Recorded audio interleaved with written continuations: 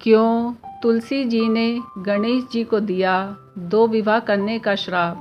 पौराणिक कहानी के अनुसार धर्मात्मज नाम का एक राजा हुआ करता था। उसकी एक बेटी थी जिसका नाम तुलसी था।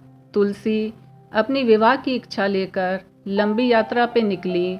कई जगहों की यात्रा करने के बाद तुलसी को गंगा किनारे तप करते हुए भगवान श्री गणेश नजर आए। तप के दौरान भगवान गणेश रत्न से जड़े सिंहासन पर विराजमान थे। उनके समस्त अंगों पर चंदन लगा हुआ था। गले में उनके स्वर्ण मणि रत्न पड़े हुए थे और कमर पर रेशम का पीताम्बर लिपटा हुआ था। उनके स्वरूप को देखकर माता तुलसी ने गणेश जी से विवाह करने का मन बना लिया। तुलसी भगवान गणेश जी के पास गई और उन्होंने गणेश जी की तपस्या भंग कर दी। फिर गणेश जी के सामने विवाह का प्रस्ताव रखा।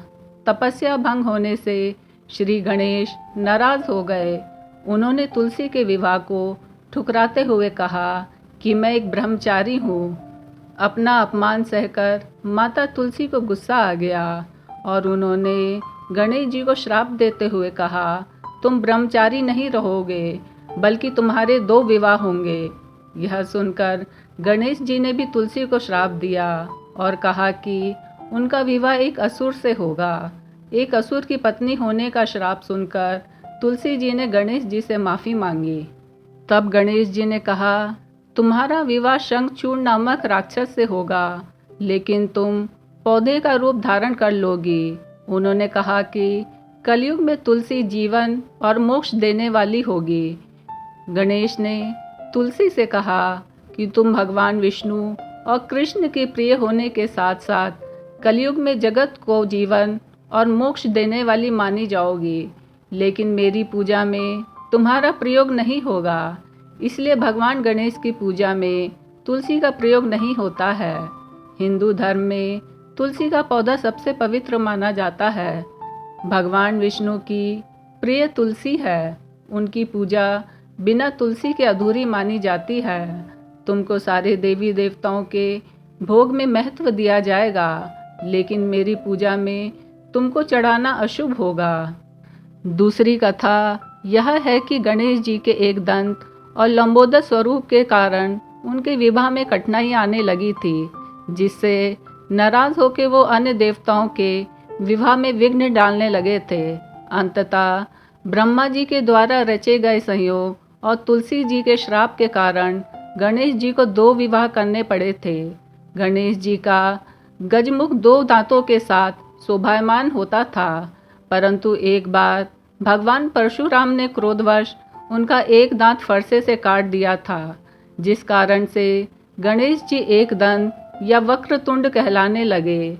लेकिन उनके इसी एक दांत और लंबोदर रूप के कारण कोई इनसे विवाह करने को तैयार नहीं होता था।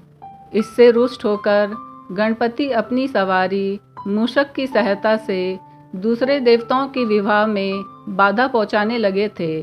सभी देवताओं ने अपनी समस्या जाके ब्रह्मा जी से कही।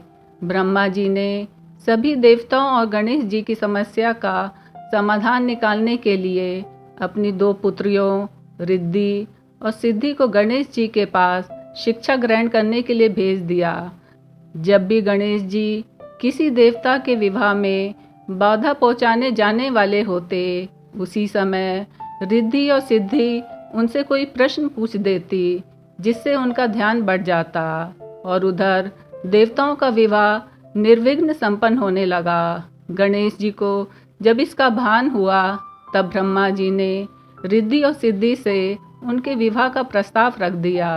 गणेश जी की स्वीकृति से एक साथ रिद्धि और सिद्धि से उनका विवाह संपन्न हुआ, जिनसे इन्हें शुभ और लाभ पुत्रों की प्राप्ति हुई। जय श्री गणेश। माता पिता के चरण में जग के चारों धाम, श्री गणेश हैं कह गए, भजो इन्हीं का नाम।